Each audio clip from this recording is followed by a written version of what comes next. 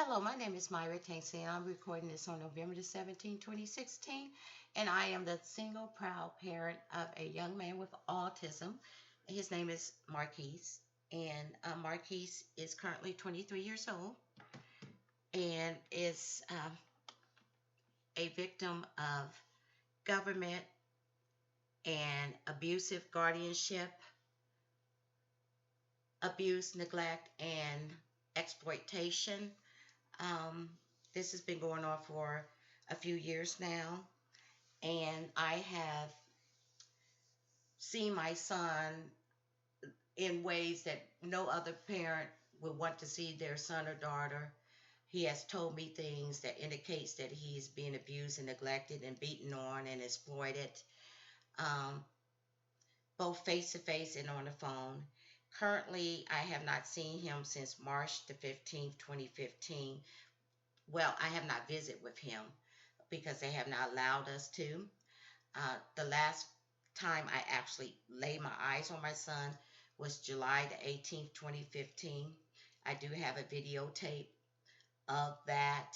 Um, and he looked terrible. You could look at the physical abuse, the physical neglect. Um, he misses me terribly, like I miss him. Um, and the sickest thing about these people, because it's the state of Ohio and Franklin County, Ohio government, the county government, probate court of Franklin County, Ohio, and then a real evil, unfit, sick attorney by the name of Erin Sanford. She was appointed as his limited guardian, and she's just using him for money. He's being exploited by her and the system for, federal funds. Because there sure ain't been nothing humane about his existence with these people. They have just violated his human rights, his constitutional rights, his civil rights. He's been treated worse than an animal.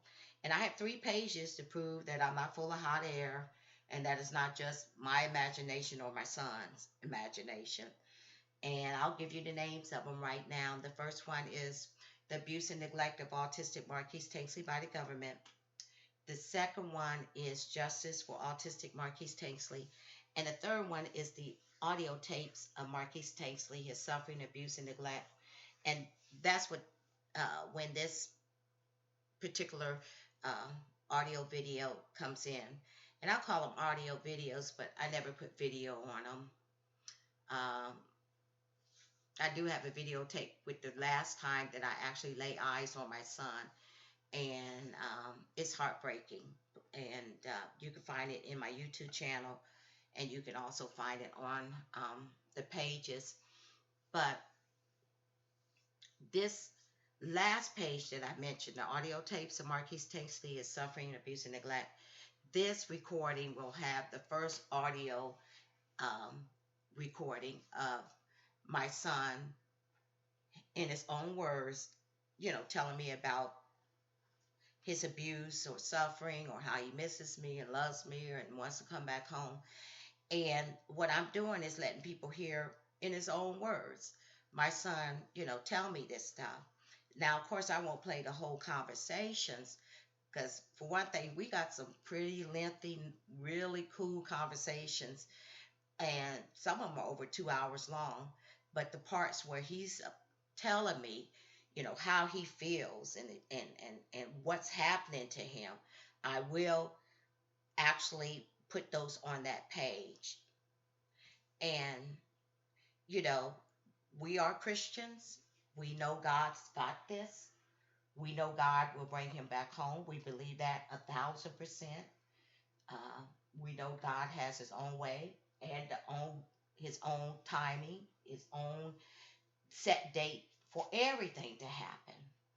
And we don't believe, me and my son, that's the we I'm talking about, that that's his life, that's his destiny.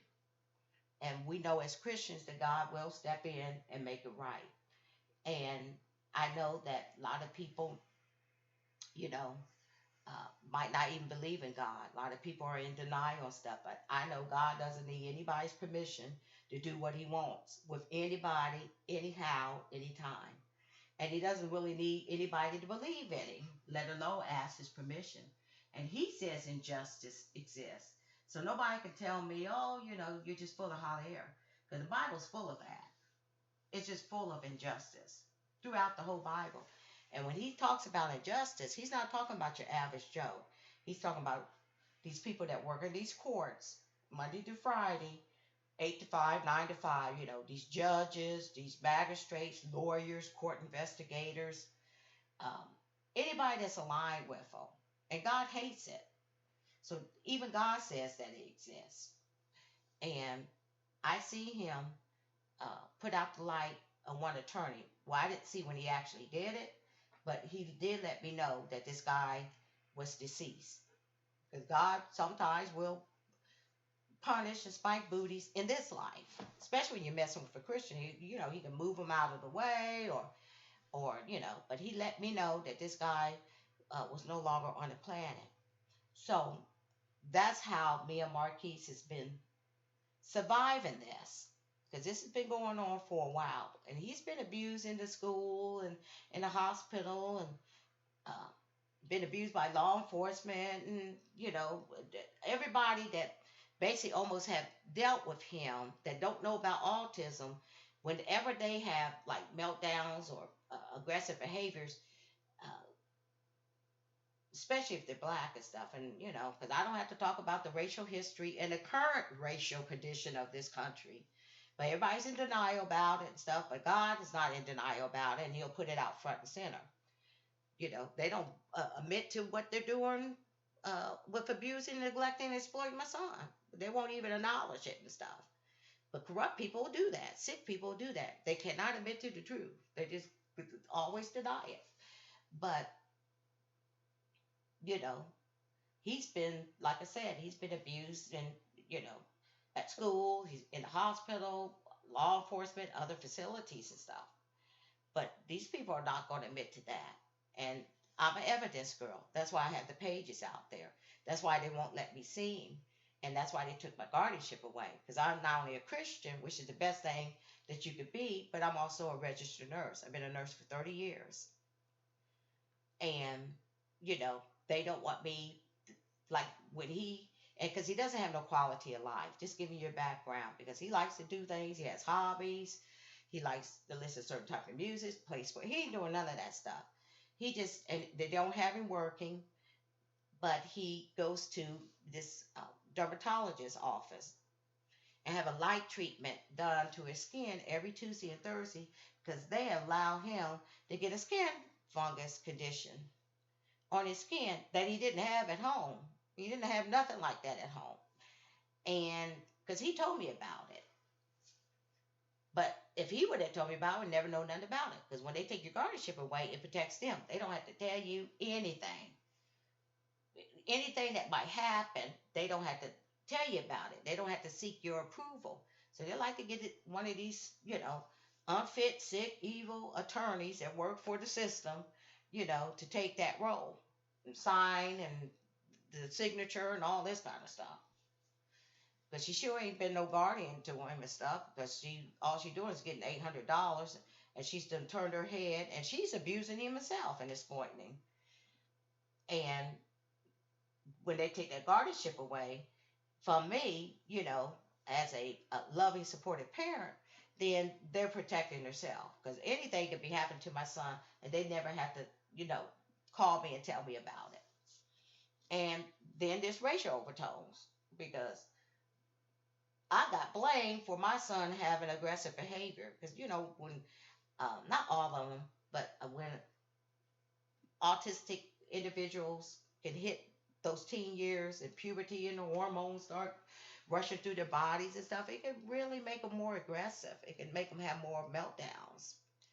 And you can go to autistic threads and stuff, and you can read about that autism and puberty or autism, teens or teenagers with autism. It's just that all of that's just too much, and it makes them more aggressive.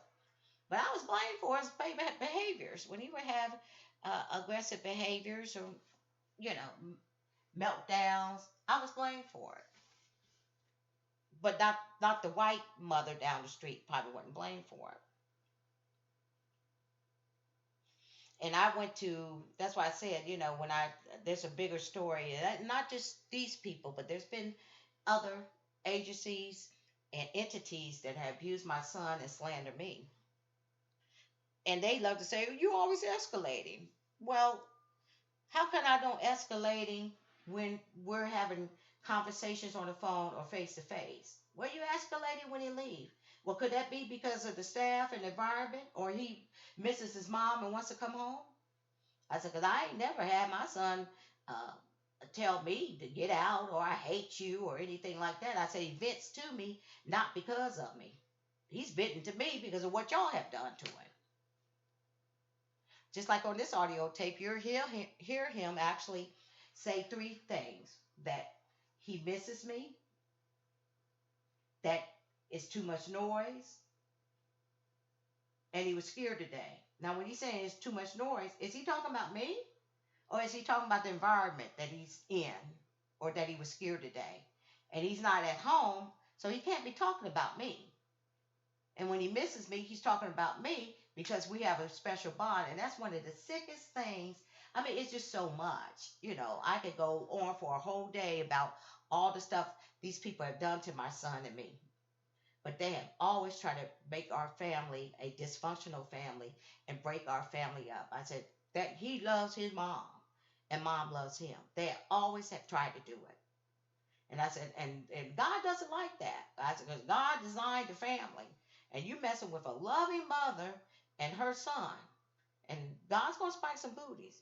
But, these are some evil, sick people. I said, because anybody that takes money and abuses people is the lowest of the low. When you take money and abuse somebody that can't fight back or advocate for themselves, you're the lowest of the low.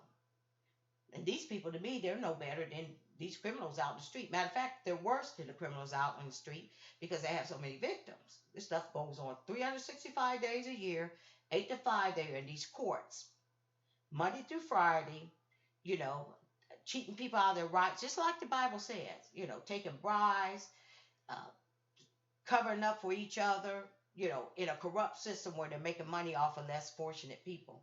And God's going to deal with people, you know, in this life. And especially if you mess with a Christian.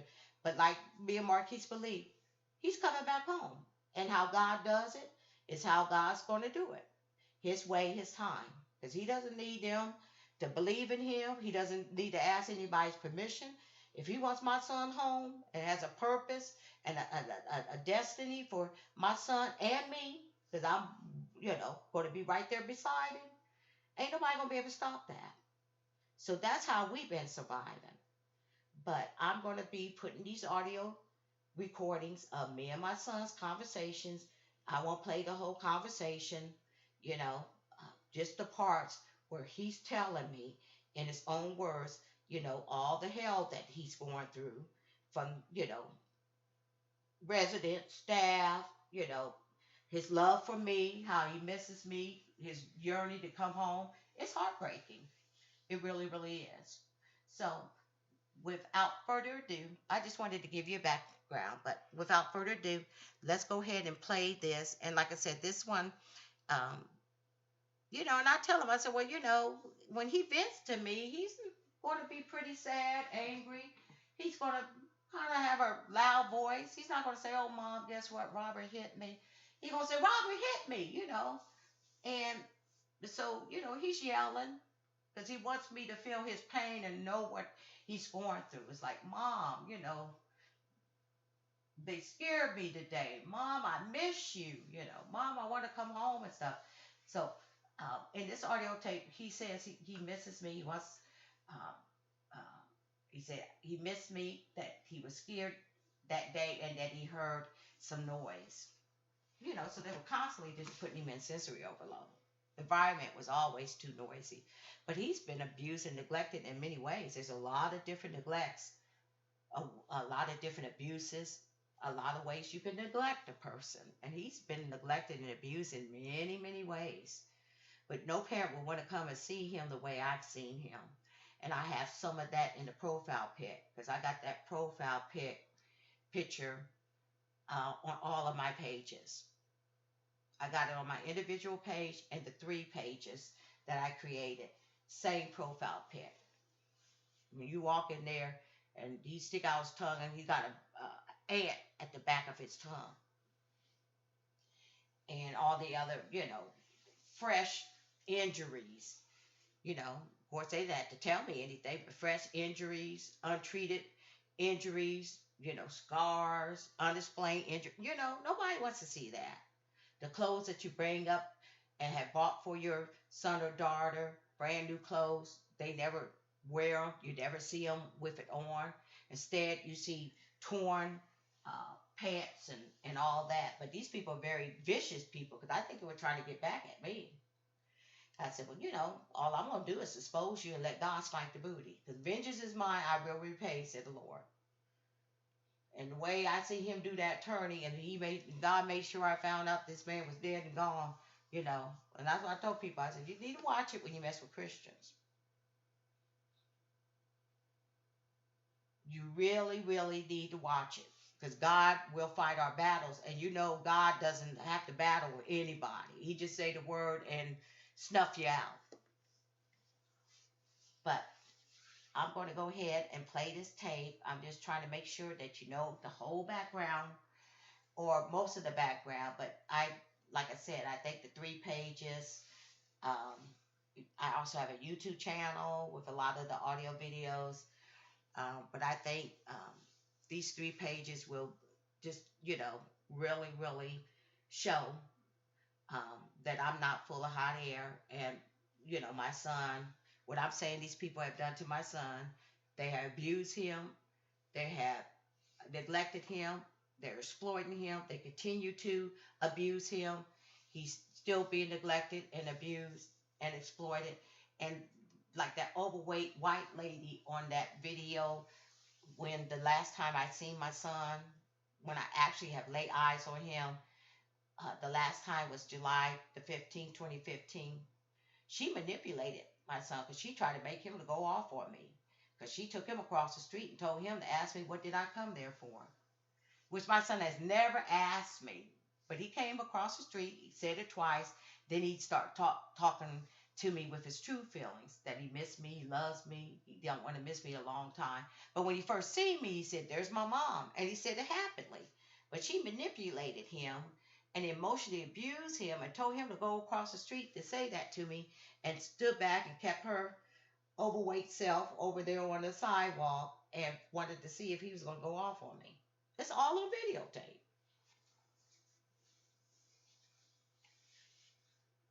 Because I'm supposed to keep my mouth shut and hang my head and not say a word while they treat my son like an animal. And that ain't going to happen. But it's also a racial thing, too. Because, the white mother can come to you and if her son or daughter is having aggression and doing property destruction or banging their heads against the wall. My son never did that. He didn't bang his head against the wall. I bet they're not blamed, but they actually blame me for his meltdowns and aggression when he would have them. They blame me. I bet they don't say that to the white parents. Let's just get down to the real nitty gritty. I bet they don't say, oh, you escalate him. So they say it to me because I'm black. There ain't it's the same circumstances.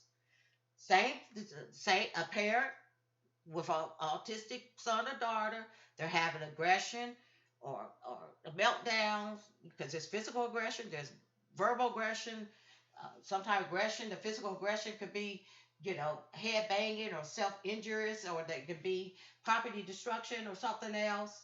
But they never say, oh, you're escalating the child. They don't say that to the white parents, but they had to say it to this black mother. Now, ain't nobody gonna, now, they might, oh, you racist and stuff, but they ain't gonna admit to that. These idiots are not gonna admit that they're abusing and neglecting my son, in spite of all the evidence. The pictures, the documents, and now these audio tapes or audio recordings of my son telling me, all the hell it's just hell. that they've been putting him through. And he tells me because the Lord has allowed him to be verbal where he can tell me.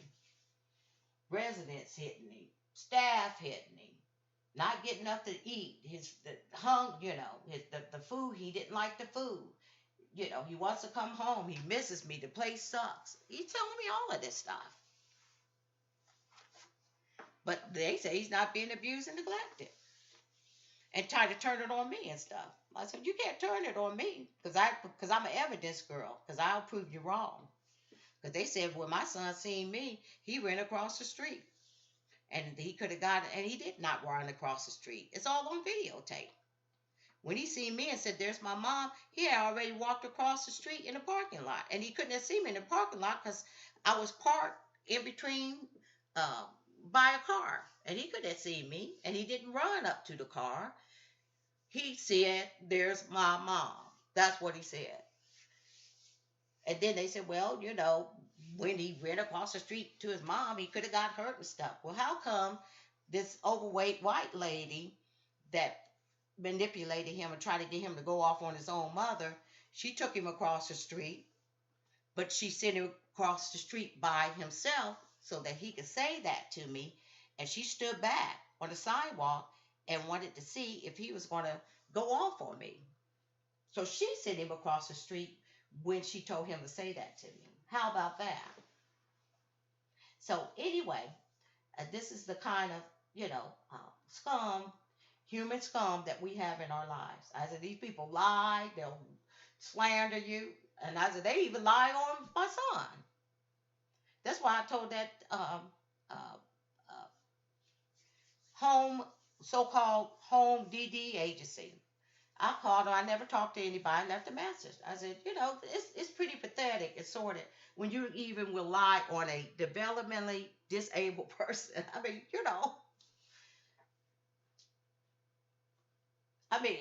this is a DD agency that's actually the owners used to be service coordinators for a county board of DD because I looked it up. But I said, you lied when you said my son was running around. Then they said that I found out where he was living in a lot of places. I only found out that one place. That's the only place I know that they had put him in since he came out of the corrupt, abusive state facility. But they said on many occasions with an S. I said, I know they're going to slander me and stuff. I said, but I'll prove them wrong. I'll prove what pieces of garbage and what liars they are. I said, but to lie on an autistic person too, because they have tried to turn him into a monster and stuff, because they still got him on Thorazine and lithium, and he has to take Cogentin because of all the side effects. But God will get him off. I said, I don't think Jesus wants him on Thorazine and lithium. I don't think Jesus was, when he was,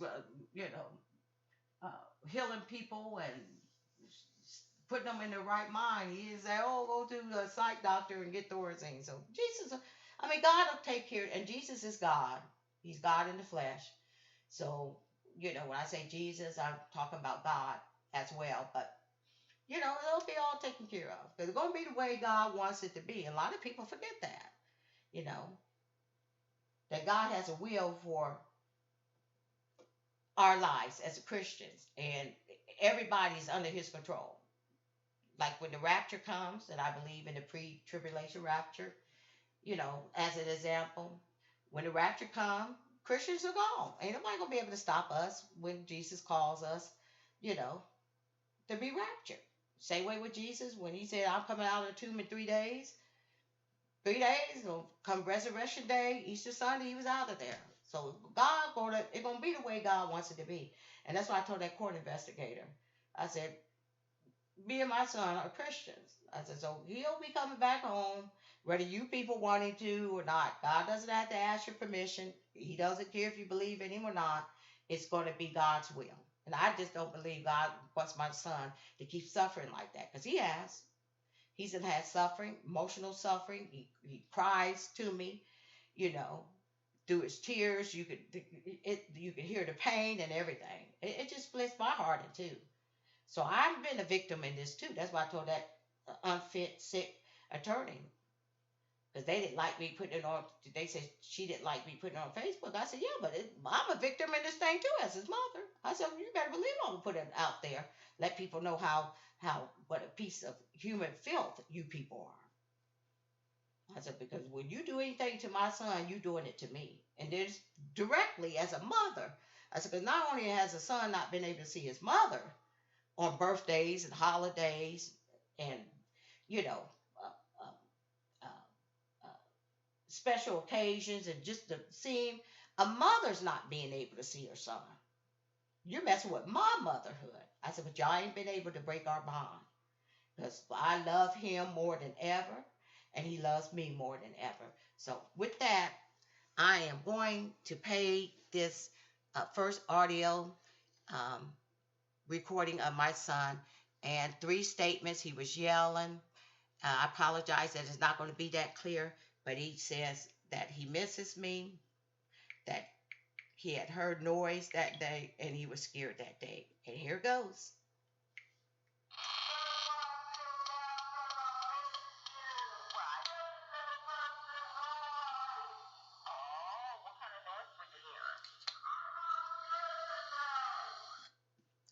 And so there you have it. And like I said, he did say, how do I feel when I'm missing you?